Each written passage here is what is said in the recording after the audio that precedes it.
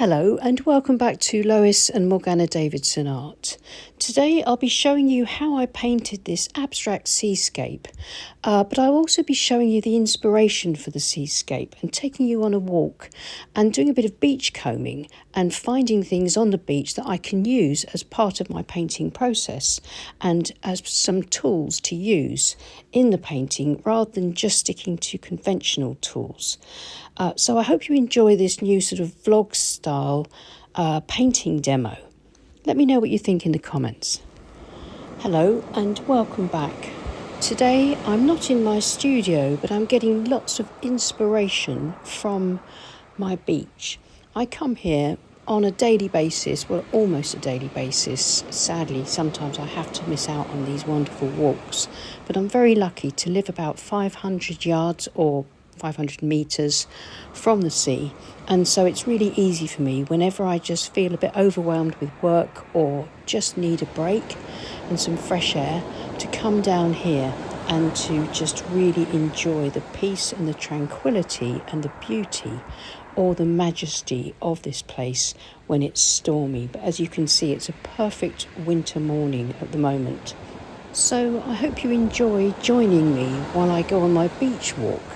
I'll be back in the studio shortly, but for now I've been inspired to try and sort of beach comb for a few things to bring back to the studio and maybe use for helping me to create a landscape or a seascape back in the studio.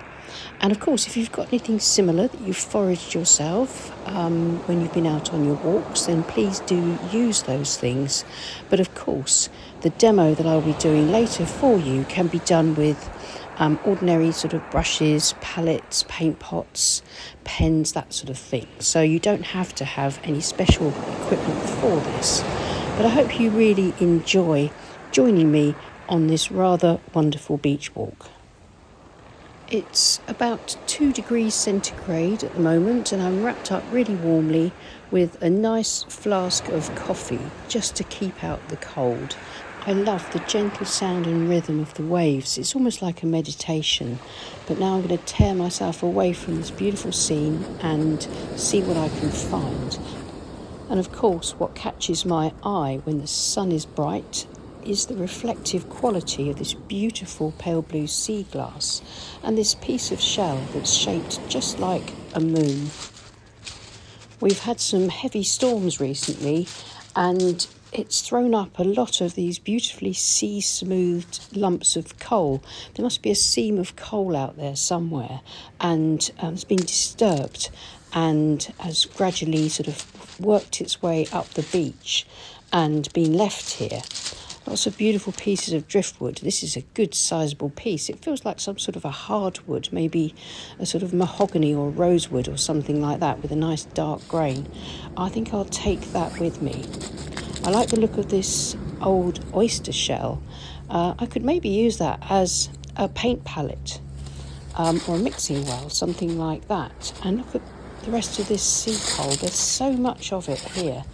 And this is a piece of sea-smooth chalk.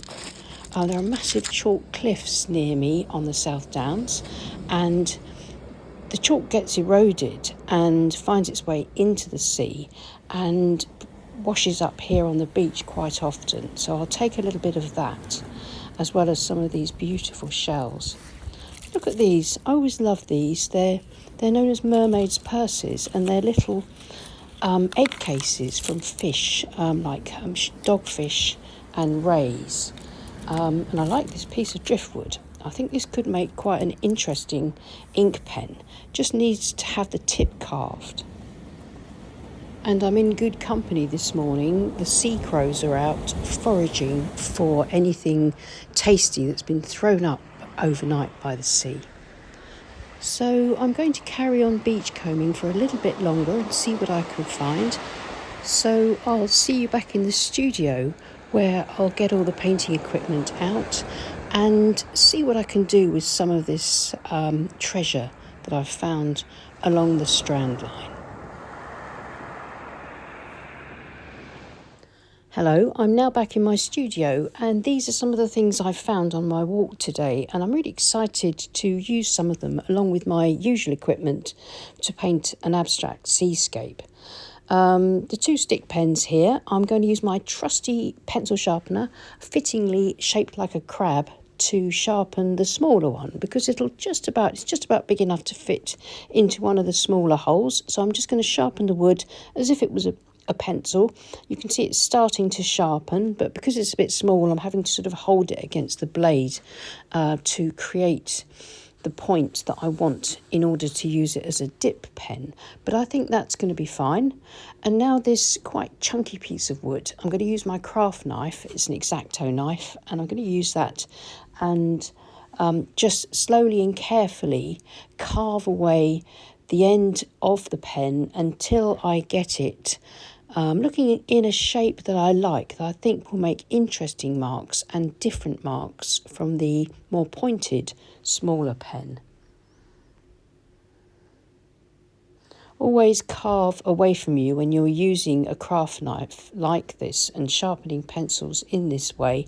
It could be disastrous if you sort of were to cut yourself at this process. I think you can see that I've got this really interesting end on the stick, so we'll see what marks that makes a bit later. This is a piece of laminate, plastic of some sort, or maybe fiberglass, not sure, probably from a surfboard or a boat that's been smoothed by the sea, but look how flexible it is. I think this is going to be perfect to use like a palette knife or a card for either mark making or applying paint. This sort of piece of some sort of sea sponge, it's fairly dry and quite textured. I think that will make some interesting textures. Maybe I can print with it. And of course, I'm going to fill my seashells with paint and use them as mixing palettes. There's no real reason for this. I don't need to, but it's just for a bit of fun. I want to see how well they work. Of course, I've given them a quick rinse to remove any salt residue. And I've just suddenly had an idea with the chalk. I'm going to try that out and show you just before I decide to use it. And look at that. This beautiful sea chalk is giving me a fantastic mark, and it blends beautifully on the black paper. So I may use that and end up with watercolour and mixed media if I use chalk and ink as well in my painting. But we'll see what happens when I begin to paint. But I must admit, I'm loving the clarity of marks there. You can see lovely smudgy blended chalky marks, and it's just like normal chalk that you'd buy from art stores. I just had an idea. I can probably use my sponge to blend as well. Yep, that makes a really good blending tool, and thinking about it, I should have brought back some of the sea coal to see what kind of mark I could make with that. Well, there's always next time. So I'm going to squeeze my paint out into the shells ready for painting, and I've decided for a limited palette of Prussian blue, indigo, a little bit of teal blue, which is quite green, and a bit of white gouache in the top shell, just to give me some highlights should I need them. So that's some of the things I found today, and a quick demo of how I'm going to use them. Who knows how they're going to work? We'll just have to wait and see. But I can't wait to try these things out and just see what kind of marks I can make with them and the kind of painting that I come up with. So let's paint. I'll show you, here are my little shells filled with paint. I've added some burnt sienna and some sepia. I realised that I wanted to do a beach scene, so I needed some of those nice earthy colours as well. I've decided to start off my abstract painting using the card swipe method, but using this piece of sea-worn laminate that I've found on the beach. So I'm putting a little bit of the paint from each of my shells onto the edge of the beachcombed laminate, and I'm hoping that I can apply it across the page in the same way as I would do with a palette knife or using a card to just wipe the paint across the paper.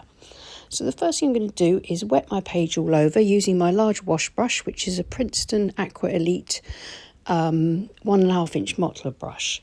My paper is Milford paper. It's taped to my board, and my board's at an angle of about 20 degrees, so gravity will help with the painting. Once my page is nice and wet, I'm taking my card, just going to drag it along the horizon line to create some sort of an abstract headland in the far distance.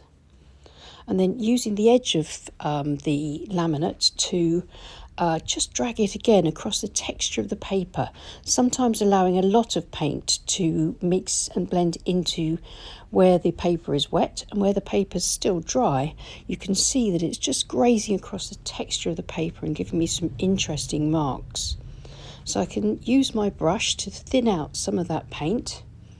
And what I'll start doing is start dipping into my seashells. This is the lovely greeny teal blue, and so I'm taking a tiny bit of that. There's lots of water on my page, and just introducing that sort of underlying green shade to the sea, which is always really pretty.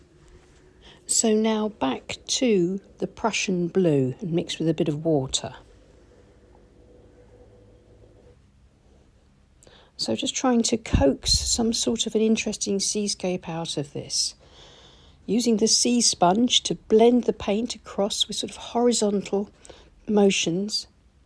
And now back to my modeler brush and using some Prussian blue for the sky, thinning it out across the wet page, using the tips of my brush to get some really fine sort of fine wispy clouds high up in the sky. Prussian blue is a very powerful colour, so make sure it's diluted with plenty of water when you use it. It's also a staining colour, so beware of that. It's difficult to lift once it's on the paper. That's my indigo again, I think. Keeping that headland nice and flat to the ground, so I've got this sweep of beach curving round. And I've decided not to use my driftwood stick pens with ink, but to use them to scratch into the paper to create texture and interest. And so I'm going to use both of them here to scrape through the paint, maybe scratch the paper slightly to add a bit of texture, just to give a feeling of the waves rolling into the beach, these very gentle, almost ripples really. And I like the marks that I'm getting with the pens. I will try them with ink at some point, but I really like to scrape the paper with these tools and watch the paint flow into the marks. And it's like drawing into the paint and can be really effective. So it's just a bit of sort of backwards and forwards, looking at the painting, stepping back, thinking about what to do next, sort of keeping that horizon straight, adding texture. I think I need to add some tone as well. So I need to put some darker paint across the foreground. And then I'll work into that with the palette knife, also using the bit of laminate to sort of scratch into it, scrape into it, add different colours of paint here and there, just to build up layers of texture and tone. Everything's still quite wet in the foreground, so the paint is sort of filling itself in as I scrape through these gaps. Not many of those marks will be left, and I'll continue to build up texture. This time using a little bit of my white gouache, mixing it up with the fan brush, then tapping the fan brush to produce these pretty little spatter drops. They'll probably all but disappear into the wet wash, but it might just give me that look of sea foam, and I can always add a little bit more later on if I need to.